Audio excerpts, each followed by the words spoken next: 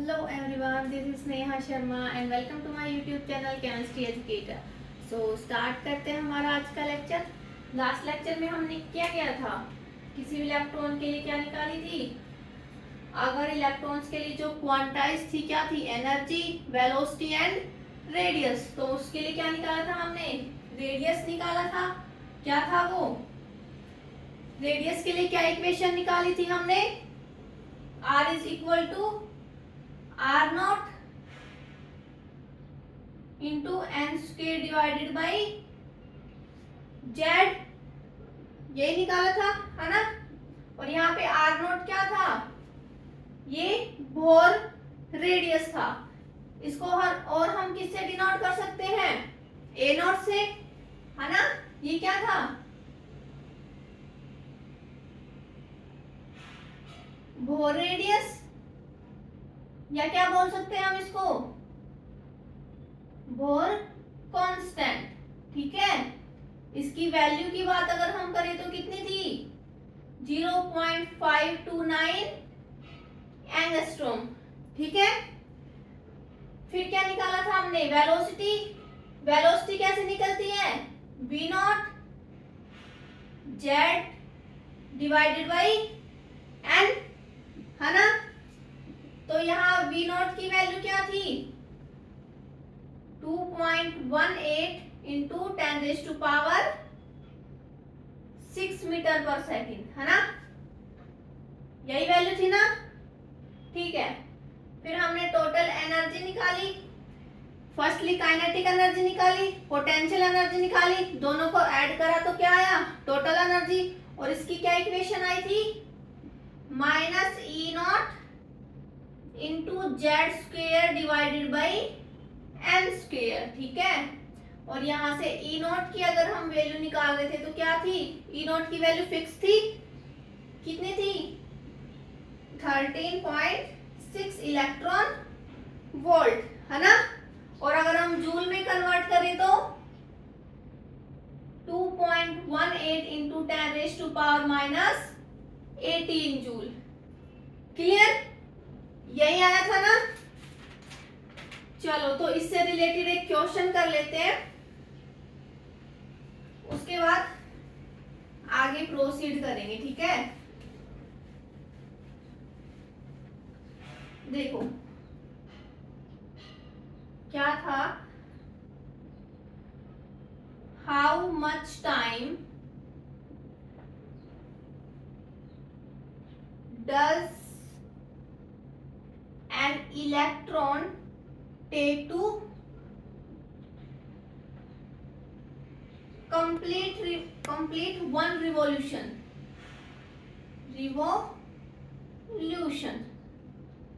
of third Bohr orbit. ठीक है, इन He+, क्या निकालना है, टाइम निकालना है ना। कैसे करोगे, इसको सोल्व करो जल्दी से।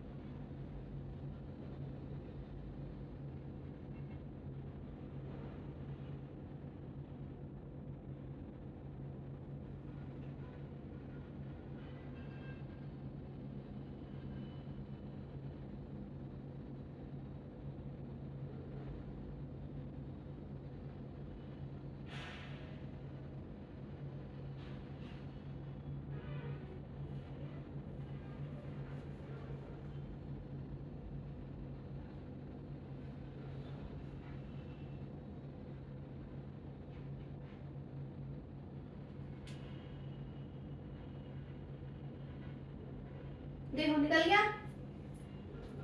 बेसिकली टाइम क्या होता है, डिस्टेंस अपॉन स्पीड। क्या होता है time, distance upon speed. Speed means यहाँ पे क्या है, वेलोसिटी, यहाँ वेलोसिटी की वैल्यू रखोगे, और डी डिस्टेंस, तो यहाँ पे जो डी होगा वो क्या है, सरकमफेरेंस, और सरकमफेरेंस का फॉर्मूला क्या होता है, 2 पाई आर डिवाइडेड बाई वेलोसिटी या स्पीड। ठीक है, तो यहाँ v की वैल्यू रखो, यहाँ किसकी वैल्यू रखोगे, r की वैल्यू रखो, तो क्या आया 2 पाई इंटू r की वैल्यू क्या थी, r not n square divided by z। Clear, v की वैल्यू रखो, v नॉट इंटू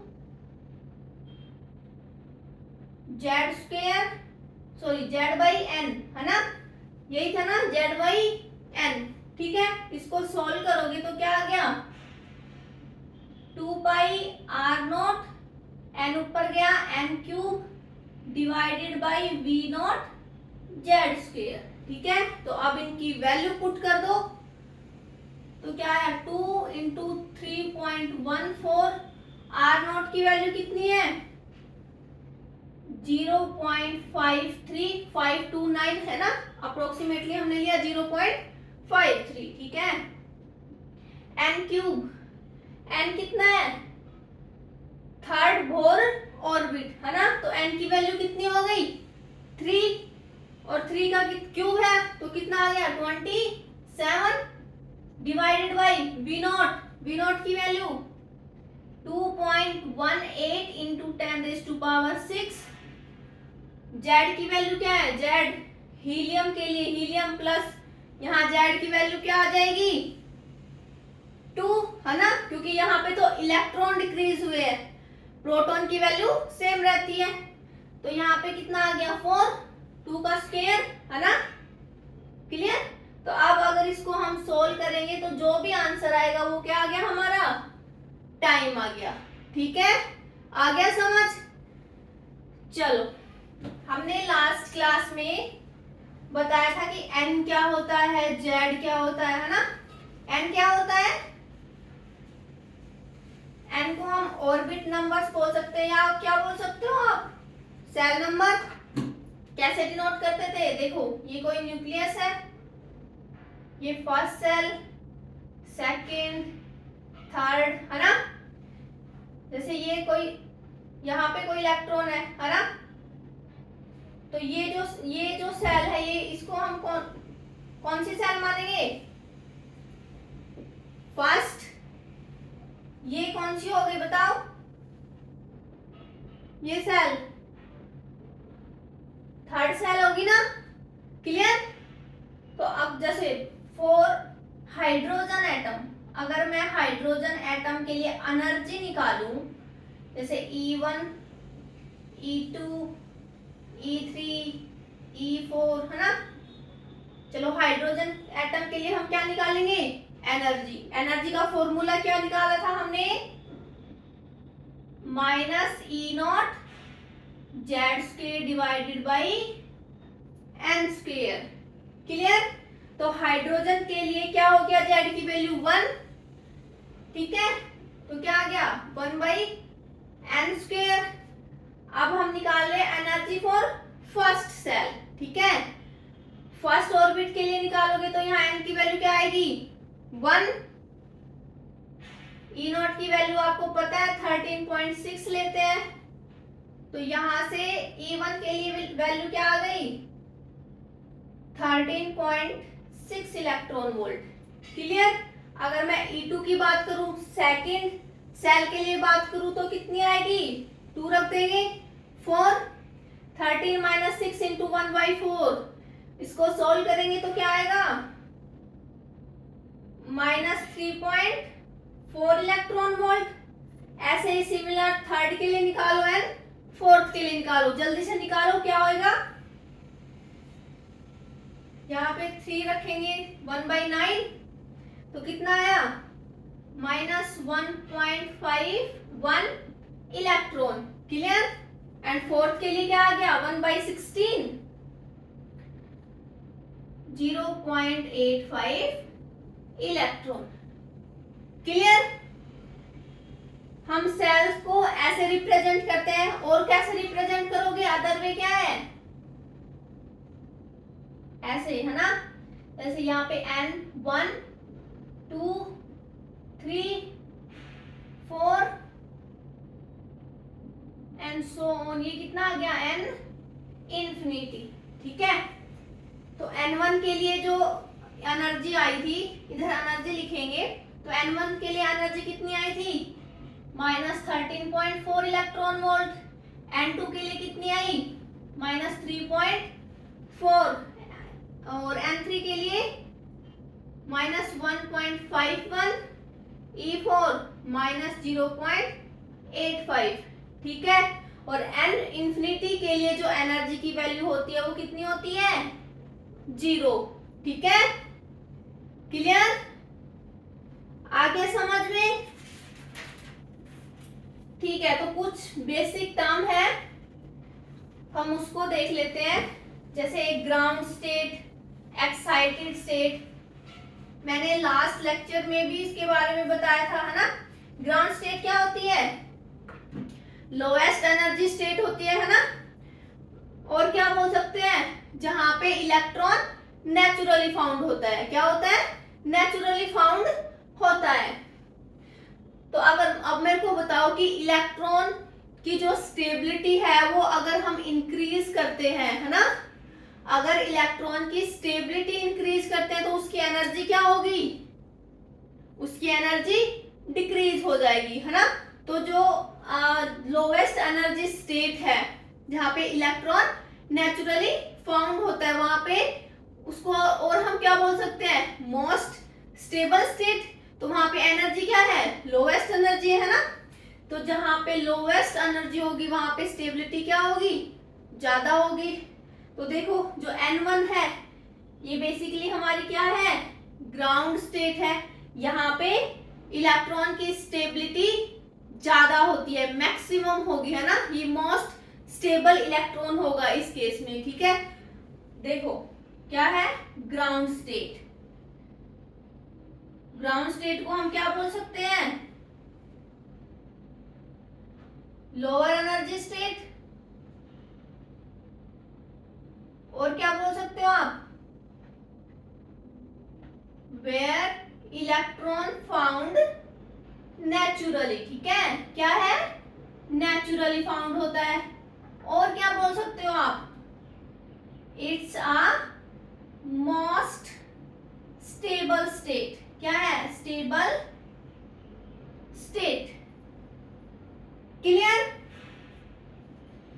ठीक है। तो बेसिकली ग्राउंड स्टेट कौन सी है, n is equal to 1। Clear, generally हम ये क्या लेंगे, n इज इक्वल टू 1, क्योंकि यही क्या है, हमारी लोवेस्ट एनर्जी स्टेट है। ठीक है, सेकंड क्या है, excited state. Excited state, excited state क्या है, ग्राउंड स्टेट को छोड़ के बाकी जो भी जितनी भी स्टेट है वो क्या है, हमारी एक्साइटेड स्टेट है। ठीक है, ये भी एक्साइटेड, ये भी एक्साइटेड, ये भी एक्साइटेड। ठीक है, तो लिखो any state other than ground state. Ground state को छोड़ के जितनी भी स्टेट होंगी वो हमारी एक्साइटेड स्टेट होंगी, या उसको हम क्या बोल देते हैं, हायर स्टेट। ठीक है, तो अगर मैं फर्स्ट एक्साइटेड स्टेट की बात करूं, फर्स्ट एक्साइटेड स्टेट, तो वो कौन सी होगी हमारी, n इज इक्वल टू 2। क्या होगी, n इज इक्वल टू 2, है ना। सेकंड एक्साइटेड स्टेट की अगर मैं बात करूं तो इसके लिए बताओ, सेकंड एक्साइटेड स्टेट, तो n की वैल्यू क्या होगी इसमें, 3 होगी, है ना। कितनी होगी, 3। ठीक है, तो सिमिलरली अगर मैं nth एक्साइटेड स्टेट की बात करूं, nth एक्साइटेड स्टेट, तो ये क्या होगी, +1 करते चले जाओ, फर्स्ट है तो second, sorry 2, n is equal to 2, and second है तो n इज इक्वल टू 3। तो ऐसे ही अगर nth एक्साइटेड स्टेट निकालेंगे तो क्या आएगा, n + 1। n+1। क्लियर? आ गया समझ में? ठीक है। अगर मैं बोलूं, देखो अब मैं अगर बोलूं कि कोई इलेक्ट्रॉन ग्राउंड स्टेट पे है ना, तो ग्राउंड स्टेट से फर्स्ट स्टेट में जाने के लिए हमें कितनी एनर्जी प्रोवाइड करनी पड़ेगी, है ना। हम इसको एनर्जी प्रोवाइड करेंगे तभी क्या होगा, ये जंप करेगा एक्साइटेड स्टेट में। ठीक है, तो इसके लिए कैसे निकालोगे, एनर्जी डिफरेंस, एक्सचेंज एनर्जी, है ना, change in energy. Energy difference क्या होगा, E final minus E initial. मतलब E final means excited state, n is equal to 2। तो इसके लिए एनर्जी क्या है हमारी, -3.4 minus E initial ground state. तो यहां एनर्जी क्या आएगी, -13.4 इलेक्ट्रॉन। 13.4 नहीं है, 13.6 है ना। क्लियर? तो जो एनर्जी डिफरेंस आया इनका कितना आया, 10.2 इलेक्ट्रॉन वोल्ट।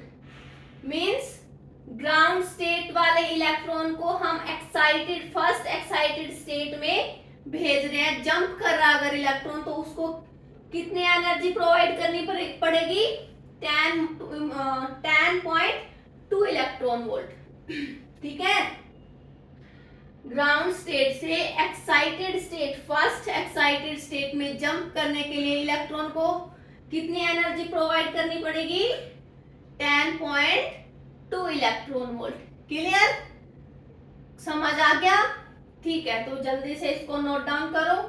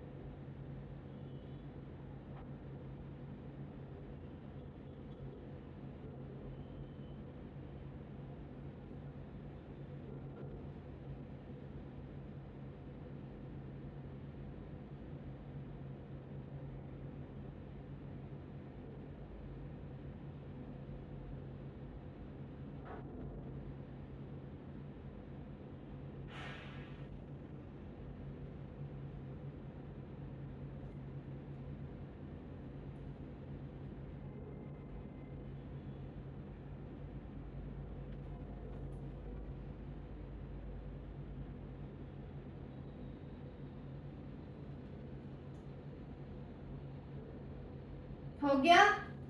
देखो, अगर हम इसका जनरल फॉर्मूला निकालें तो कैसे निकलेगा, हम एक क्वेश्चन लेते हैं। ठीक है,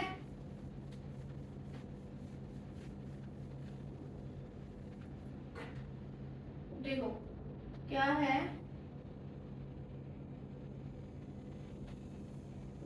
what is the energy required to shift an electron from n1 to n2।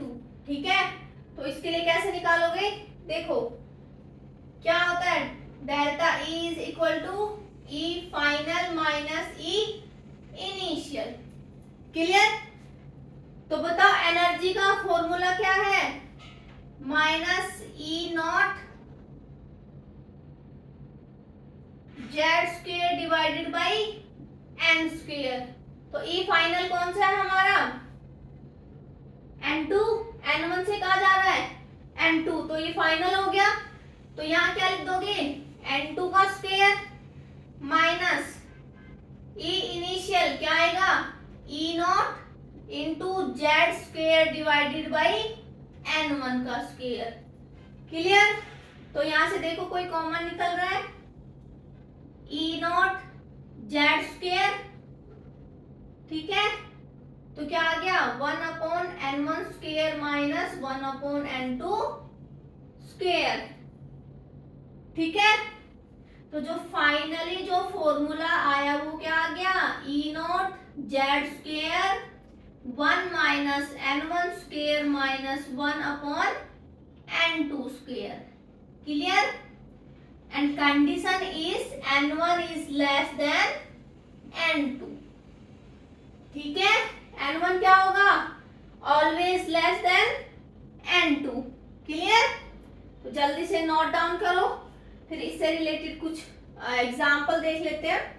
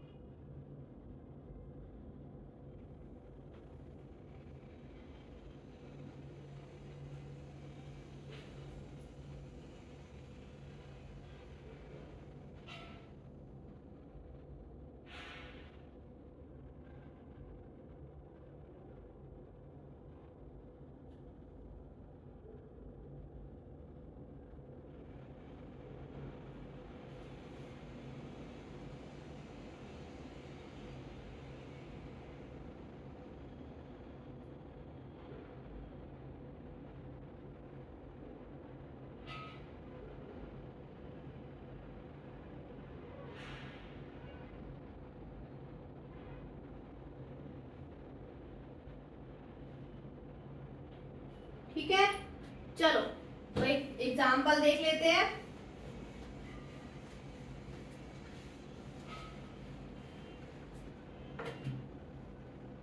यहाँ पे फॉर्मूला लिख देती हूँ एनर्जी का, E naught Z square 1 upon n1 square minus 1 upon n2 square. ठीक है, तो फॉर्मूला एग्जाम्पल देखो, फाइंड द एनर्जी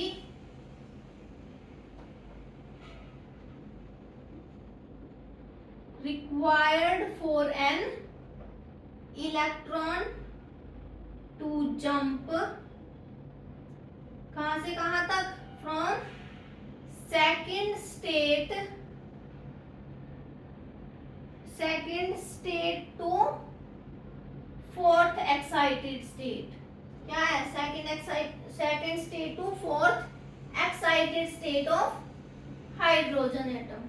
अच्छा देखो, स्टेट और एक्साइटेड स्टेट में डिफरेंस, अगर हम एक्साइटेड स्टेट, तो इसमें डिफरेंस क्या है, एक्साइटेड स्टेट क्या होता है, अगर फर्स्ट एक्साइटेड स्टेट बोल रहे हैं हम तो n की वैल्यू 2 लेते हैं, है ना, सेकंड लेते हैं तो 3 लेते हैं, बट जो सिंपल जर्नल स्टेट होगी, अगर ये सेकंड स्टेट है तो n की वैल्यू क्या लोगे, 2। ठीक है, एक्साइटेड स्टेट में एक बढ़ा के लेते हैं ना, लेकिन सिंपल स्टेट में क्या लोगे आप, सेकंड स्टेट है तो सेकंड लोगे, n की वैल्यू 2 लोगे, फर्स्ट स्टेट होगी तो n की वैल्यू 1 लोगे, है ना। क्लियर, ये समझ आ गया? तो अब इसको सोल्व करो। ठीक है,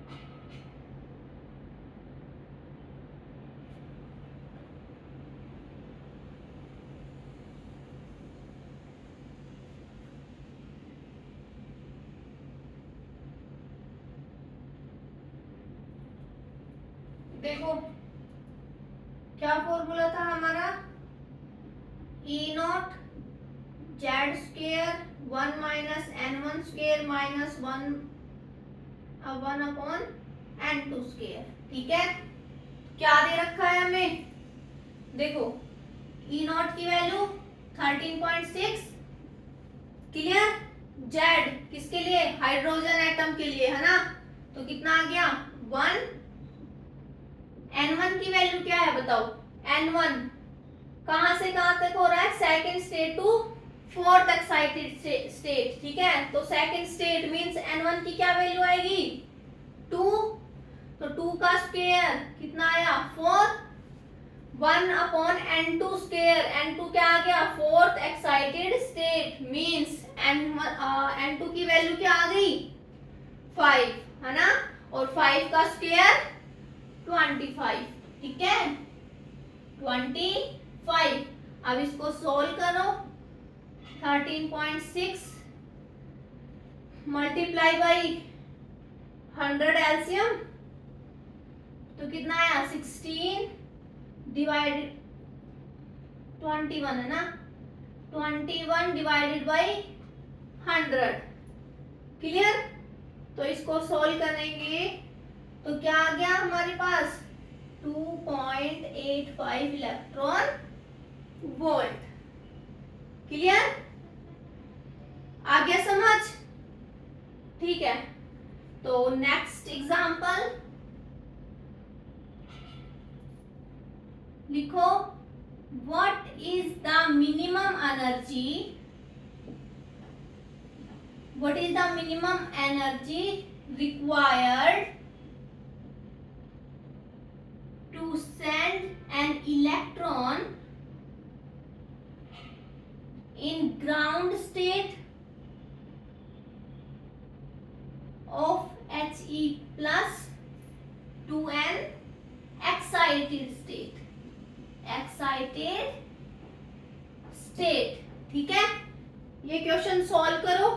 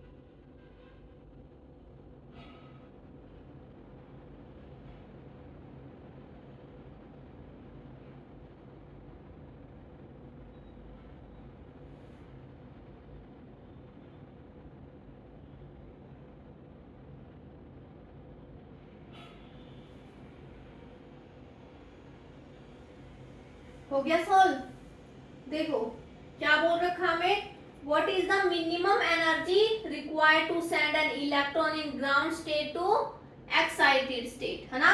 किसी इलेक्ट्रॉन को ग्राउंड स्टेट से एक्साइटेड स्टेट तक जाने के लिए जो मिनिमम एनर्जी रिक्वायरमेंट है, मिनिमम एनर्जी की रिक्वायरमेंट है वो कितनी होगी, क्या पूछ रखा हमें, मिनिमम एनर्जी। ठीक है, तो कैसे करोगे, देखो एनर्जी लेवल डायग्राम क्या होता है,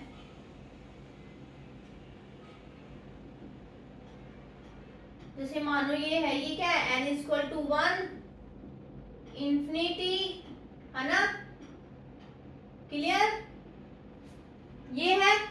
ठीक है, तो ये क्या हमारी ग्राउंड स्टेट, ये क्या है ग्राउंड स्टेट, क्लियर। तो मीन्स n1 की वैल्यू तो हमें पता है कितनी है, 1, क्लियर। बट सेकंड क्या पूछ रखा है, n2 की वैल्यू कैसे निकालोगे, मिनिमम एनर्जी रिक्वायरमेंट होनी चाहिए, रिक्वायर्ड होनी चाहिए। तो जैसे फॉर एग्जांपल अगर मैं बोलूं, एक ये एक्साइटेड स्टेट, एक ये हो गई, एक ये हो गई, ठीक है, जैसे 1 2 एंड 3, ठीक है, फर्स्ट सेकंड और थर्ड, ठीक है। तो देखो थर्ड में तो क्या है, मैक्सिमम एनर्जी की रिक्वायरमेंट है, मतलब यहाँ पे अगर हम लार्ज एनर्जी या मैक्सिमम एनर्जी इन तीनों केस के लिए, है ना, इसमें थर्ड में हम लार्ज एनर्जी, है ना, लार्ज एनर्जी प्रोवाइड करेंगे, तब इलेक्ट्रॉन कहाँ जंप करेगा, n इक्वल टू 4, है ना, ठीक है, थर्ड एक्साइटेड स्टेट में जाएगा। तो इन तीनों केस में सबसे जो कम एनर्जी प्रोवाइड करी जाएगी वो फर्स्ट में करी जाएगी, है ना। तो मीन्स ये क्या हो गया, n इज इक्वल टू 2, मतलब फर्स्ट एक्साइटेड स्टेट हो गया। तो यहाँ n2 की वैल्यू क्या आ गई, अब 2 आ गई, है ना।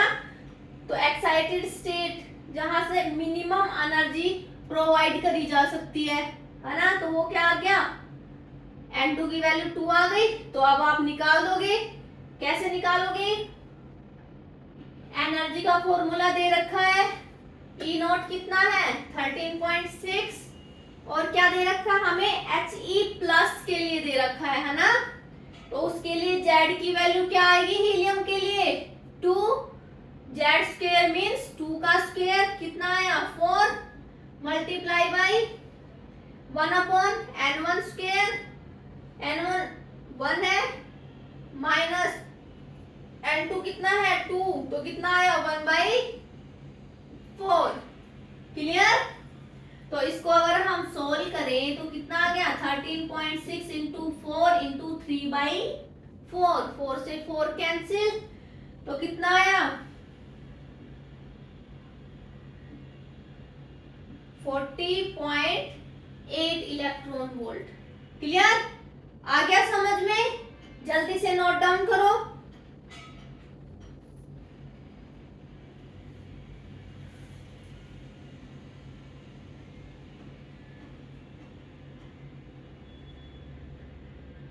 देखो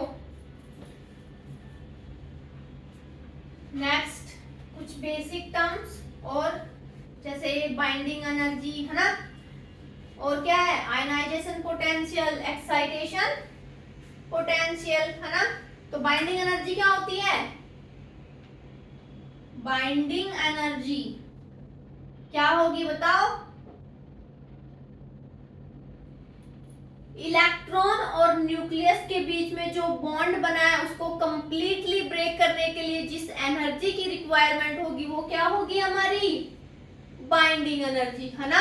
और सेम एज आयनाइजेशन पोटेंशियल होता है ना। आयनाइजेशन पोटेंशियल क्या बोलता है हमें, कि जिस एटम को आयनाइज करने के लिए जितनी एनर्जी रिक्वायरमेंट होगी, जितनी एनर्जी की रिक्वायरमेंट होगी वो क्या होगा, आयनाइजेशन पोटेंशियल। या हम क्या बोल सकते हैं, इलेक्ट्रॉन का एटम से सेपरेट, कंप्लीटली सेपरेट करने के लिए जितनी एनर्जी की रिक्वायरमेंट होगी वो क्या होगा हमारा, बाइंडिंग एनर्जी, क्लियर। तो अगर हम इसको लिखें तो कैसे लिखोगे, energy required to completely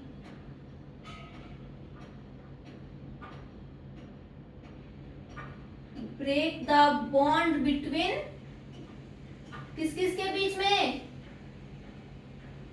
electron and nucleus के बीच में। क्लियर? और हम क्या बोल सकते हैं, energy required to completely separate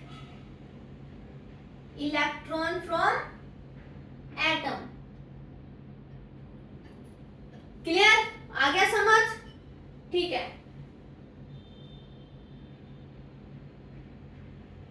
second term क्या है हमारी, एक्साइटेशन पोटेंशियल।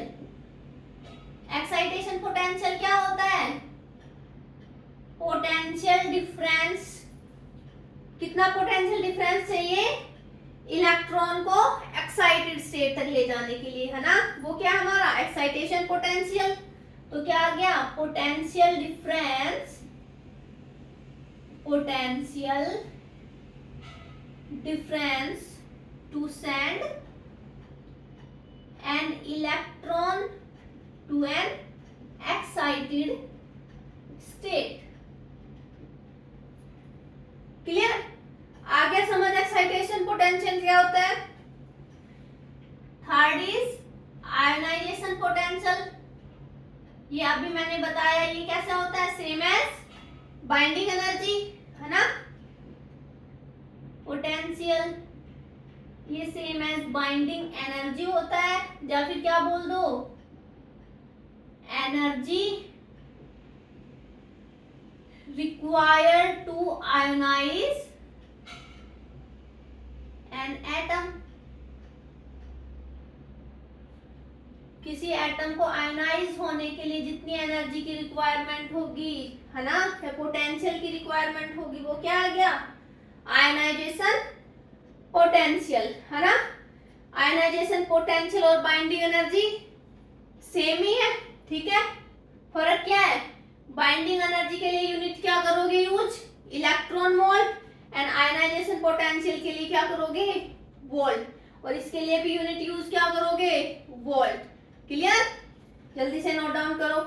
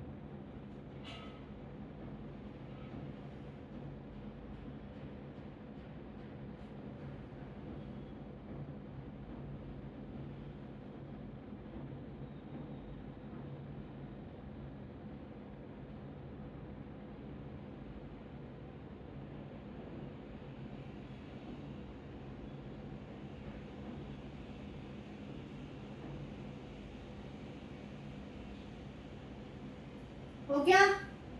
चलो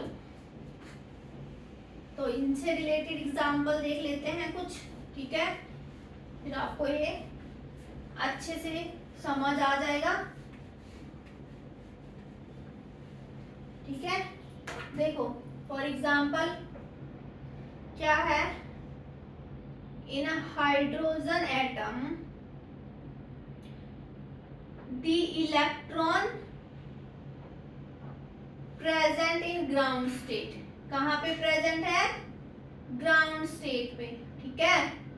तो इसके लिए हमें क्या निकालना है, बाइंडिंग एनर्जी निकालोगे फर्स्टली, सेकंड क्या निकालोगे, ionization potential and third is excitation potential. ठीक है, तो निकालो इसके लिए। देखो ये क्वेश्चन मैं सोल्व कर देती हूँ, है ना।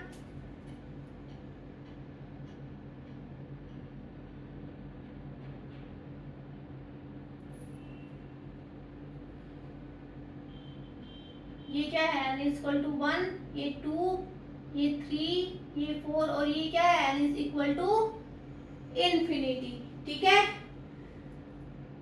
तो इसके लिए क्या आएगा, एनर्जी कितनी थी 13.6।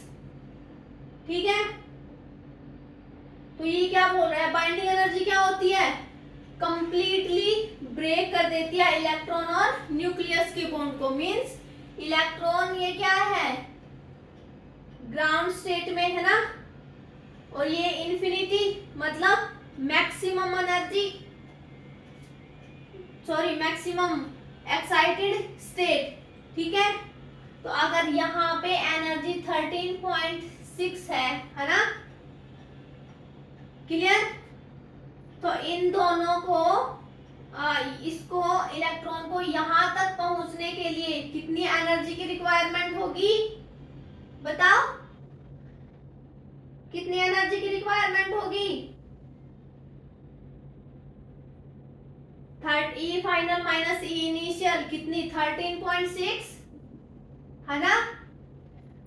तो अब देखो यहाँ पे जो इलेक्ट्रॉन होगा उसकी बाइंडिंग एनर्जी क्या आ गई, 13.6। क्लियर, इलेक्ट्रॉन को एन इंफिनिटी तक जाने के लिए है ना क्या होगी एनर्जी की रिक्वायरमेंट, वो क्या हो गई हमारी बाइंडिंग एनर्जी। तो यहां से क्या आ गई 13.6 इलेक्ट्रॉन वोल्ट। क्लियर, तो सिमिलरली आयनाइजेशन पोटेंशियल होता है, बस क्या होगा यूनिट चेंज हो जाएगी 13.6 वोल्ट। क्लियर, अब बोला है एक्साइटेशन पोटेंशियल, तो एक्साइटेशन पोटेंशियल कैसे निकालोगे, ये ग्राउंड स्टेट है, इसके बाद सारी क्या है एक्साइटेड स्टेट है, तो यहां से यहां तक जाने के लिए जो एनर्जी डिफरेंस आया वो कितना आया, हमने अभी लास्ट क्वेश्चंस करे थे अभी प्रीवियस, उसमें निकाला था कितना था 10.2 एनर्जी की रिक्वायरमेंट थी, 10.2 इलेक्ट्रॉन वोल्ट। तो ये क्या आ गया हमारा एक्साइटेशन पोटेंशियल, ये पोटेंशियल डिफरेंस है, एनर्जी डिफरेंस है एक्साइटेड स्टेट ग्राउंड स्टेट से एक्साइटेड स्टेट में जाने के लिए इतने एनर्जी का रिक्वायरमेंट हो गया। बोल सकते हो आप एक्साइटेशन पोटेंशियल की वैल्यू क्या आ गई 10.2 वोल्ट। क्लियर, आ गया समझ। चलो तो नेक्स्ट एग्जांपल आप खुद करोगे, ठीक है।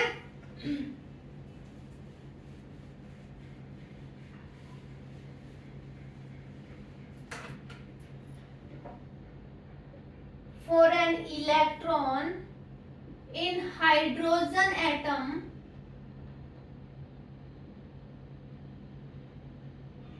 क्या दे रखा है, सेकेंड स्टेट में दे रखा है ना,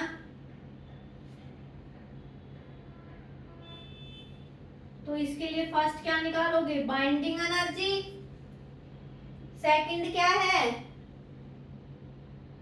आयनाइजेशन पोटेंशियल, और थर्ड है हमारा excitation potential to send if to fourth excited state. अब की बार हमें दे रखा है कहां तक जाना है, fourth excited state from n is equal to 2। Clear, तो इसके लिए निकाल दो जल्दी से।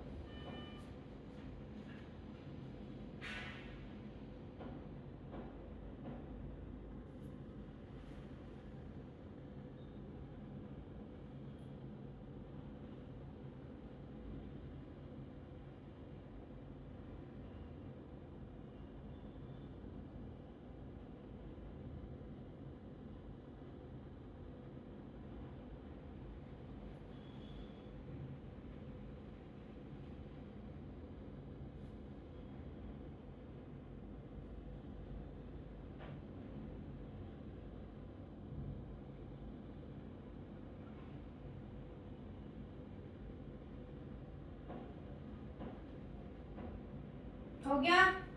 देखो क्या बोल रखा है हमें, for an electron in hydrogen atom कहाँ तक है, सेकंड स्टेट तक, है ना। n is equal to 1, n is equal to 2। तो बाइंडिंग एनर्जी देखो क्या आएगी, बाइंडिंग एनर्जी यहाँ पे इलेक्ट्रॉन यहाँ से यहाँ तक ही जाएगा, क्लियर। तो बाइंडिंग एनर्जी क्या आ गई, इसके लिए n इक्वल टू 2 के लिए, है ना, क्या आ गई 3.4, यहां तक गया ना। तो क्या आ गया, जो एनर्जी फाइनल से इनिशियल गई तो फाइनल वैल्यू आई 3.4, ये हमने निकाली थी ना लास्ट लेक्चर, सॉरी इससे पहले वाले कुछ क्वेश्चंस देखे थे उसमें निकाली थी ना। तो बाइंडिंग एनर्जी क्या आ गई 3.4 इलेक्ट्रॉन वोल्ट। तो सिमिलरली आयनाइजेशन पोटेंशियल, बस यूनिट चेंज होती है, वोल्ट। अब पूछ रखा है एक्साइटेशन पोटेंशियल। एक्साइटेशन पोटेंशियल देखो, इसमें इलेक्ट्रॉन कहां से कहा जा रहा है, n equal to 2 mean second state से फोर्थ एक्साइटेड स्टेट तक जा रहा है। मतलब ये क्या है हमारी, n is equal to first 8 2, तो मीन्स यहाँ पे fourth excited state means n is equal to 5, clear. तो इलेक्ट्रॉन यहां से यहां तक गया है ना, सेकेंड स्टेट से फोर्थ एक्साइटेड स्टेट तक गया है, ठीक है। तो इसके लिए अगर हम एनर्जी की वैल्यू निकालें, देखो n1 कितना है 2, n2 कितना है 5। अभी प्रीवियस क्वेश्चन में हमने निकाला था एनर्जी डिफरेंस, कितना आया था 2.85। तो यहाँ पे energy of sorry excitation potential की वैल्यू क्या आ गई 2.85 वोल्ट, क्लियर। आ गया समझ, चलो देखो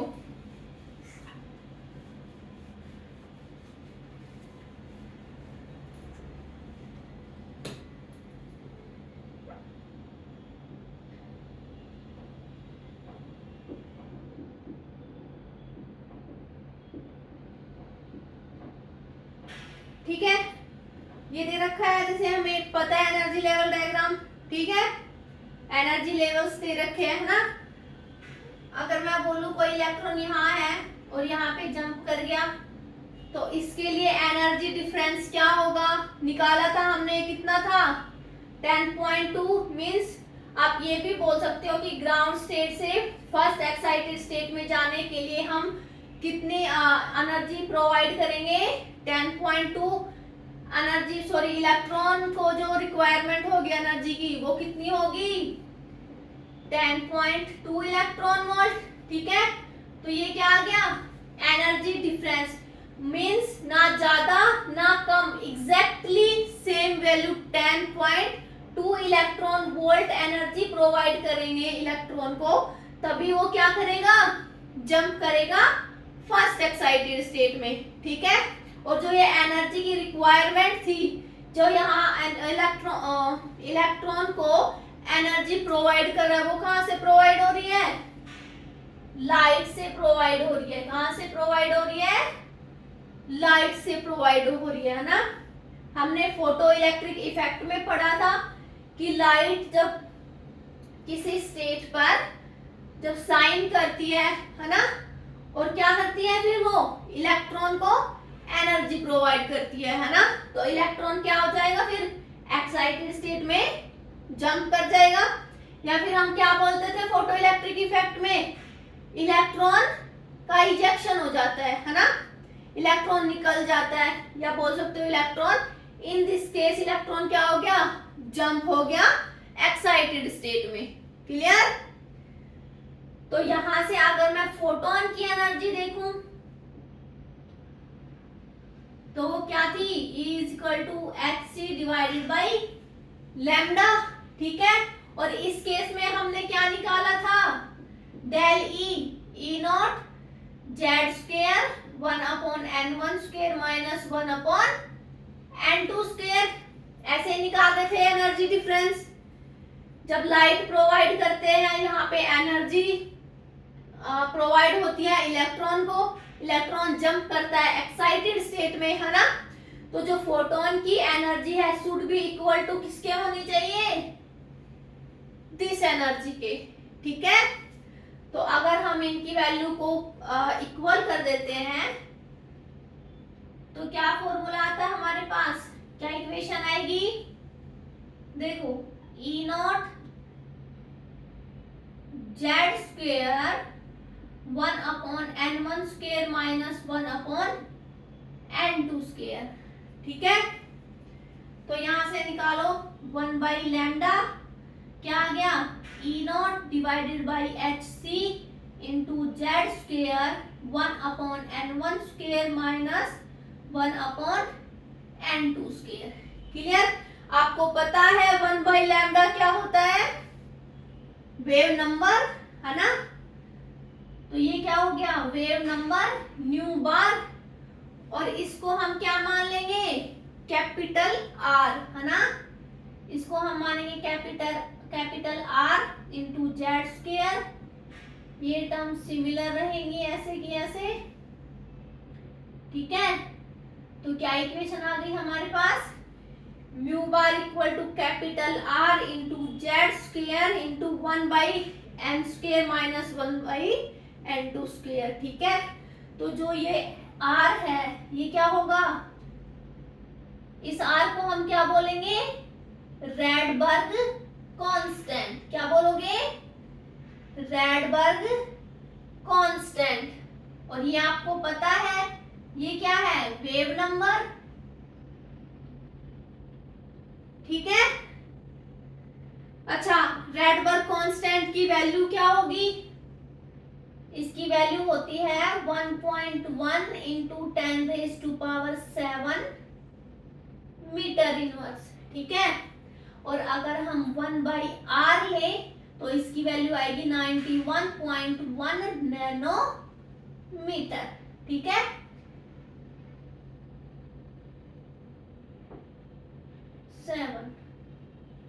तो ये वैल्यू हमेशा याद रखना, ठीक है।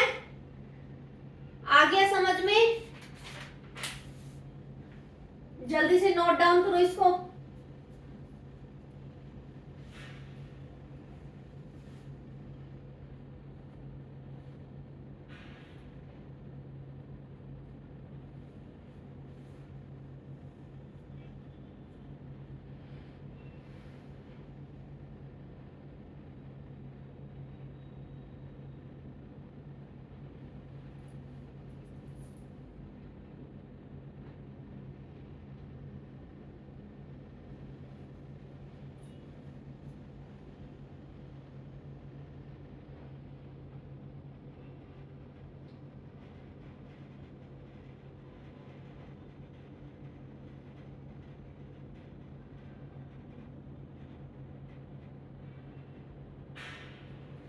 चलो, so let's try an example.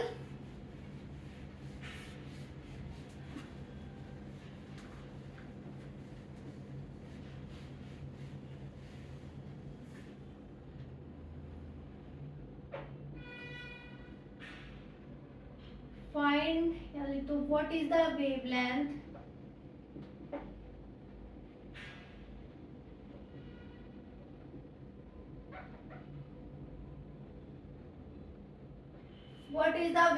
of photon then can send an electron from ground state to third excited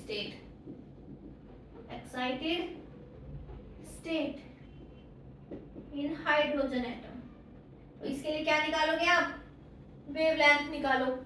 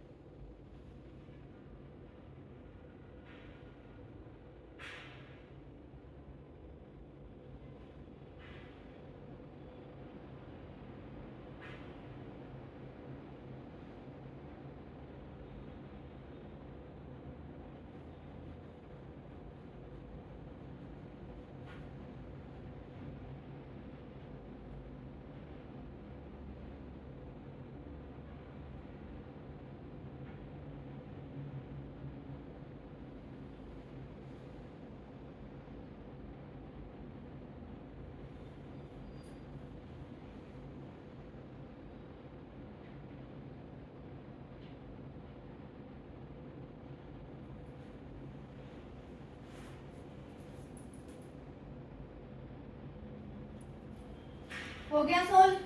देखो इक्वेशन क्या थी, new bar E not sorry R Z square 1/n1 square minus 1/n2 square. Clear. Mu bar को हम क्या लिख सकते हैं, 1/लैम्डा, है ना। ठीक है, यहाँ पे जेड की वैल्यू रखो, क्या आएगी 1। ठीक है, तो ये तो 1 हो गया। क्लियर। तो अब देखो R इंटू N1 कितना है, ground state, N equal to 1, तो 1/1 का square minus N2 third excited state, क्या है, ground state to third excited state. Third excited state means N की वैल्यू क्या आएगी 4, है ना, एक ज्यादा आती है, तो क्या आ गया 1/4, इसका स्क्वायर कितना आया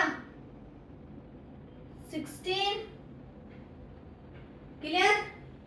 तो ये आ गया 1/लैम्डा equal to R into 16 LCM कितना आया 15/16। हमें निकालना क्या है, वेवलेंथ। तो यहां से अगर लैम्डा की वैल्यू निकालेंगे तो क्या आ गया 1/R, ये 16 डिवाइडेड बाई 15, ये वैल्यू क्या हो जाएगी रिवर्स। क्लियर। तो हमें पता है अब 1/R की क्या वैल्यू है 91.1 नैनोमीटर, है ना। तो क्या है 16 divided by 15 into 91.1 nanometer. Clear. अब इसको सॉल्व कर लो। देखो इसको अप्रोक्स क्या मान लो 90, तो क्या आ गया 15 6 जा 19 एंड 16 इंटू 6 क्या हो गया 96 नैनोमीटर। ठीक है। क्लियर। देखो 96 नैनोमीटर के आसपास वैल्यू आएगी, 1.1 ज्यादा है, हमने यहाँ पे 90 माना था, ये क्या है 1.1 ज्यादा है, तो 96 पॉइंट कुछ आएगा ना। तो इसको सोल्व कर लेना, 96.5 या 6 कुछ आएगा। ठीक है, तो आ गया समझ में। चलो लास्ट फाइनल क्वेश्चन, एक वो सोल्व कर दो, फिर हम नेक्स्ट लेक्चर में कवर करेंगे। ठीक है।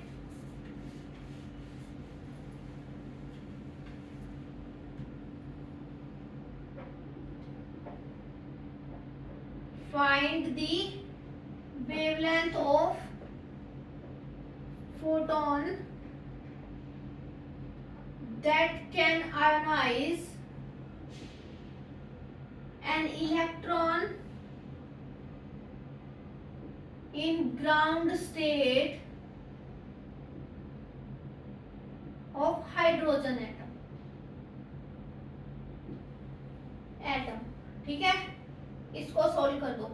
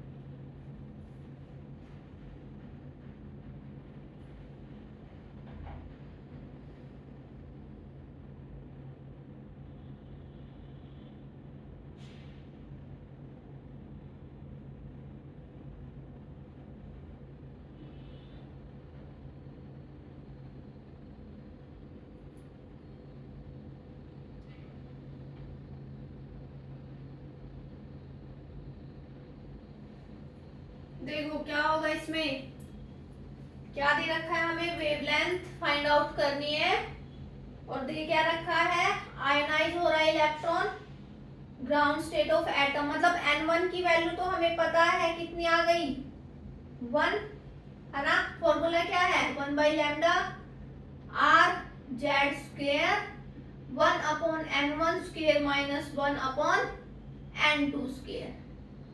क्लियर। देखो N1 की वैल्यू तो पता है हमें 1 है, मतलब ग्राउंड स्टेट से क्या हो रहा है, आयोनाइज हो रहा है electron. Ionize an electron means यहाँ पे इलेक्ट्रॉन क्या हो रहा है, कंप्लीटली रिमूव हो रहा है। आयोनाइज मींस कंप्लीटली रिमूव हो रहा है या कंप्लीटली सेपरेट हो रहा है ना। तो यहाँ पे जो N की वैल्यू आएगी, N2 की वैल्यू वो क्या आएगी, इन्फिनिटी आएगी। क्या आएगी, इन्फिनिटी। जेड स्क्वेयर, तो ये क्या आ गया, N1 1 है minus 1 upon infinity. 1 upon infinity क्या होता है, 0। क्लियर। तो क्या आ गया, 1 बाई लैम्डा आर। देखो जेड स्क्वेयर मतलब Z H atom, hydrogen atom के लिए जेड क्या होता है, 1 है ना। तो ये क्या आ गया, 1 इंटू ये 0 हो गया, ये टर्म क्या आ गई, 1। क्लियर।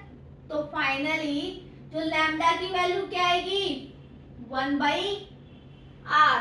क्या आ गई, रिवर्स हो गया, 1 बाई आर। और 1 बाई आर की वैल्यू आपको पता है कितना होता है, 91.1 नैनोमीटर।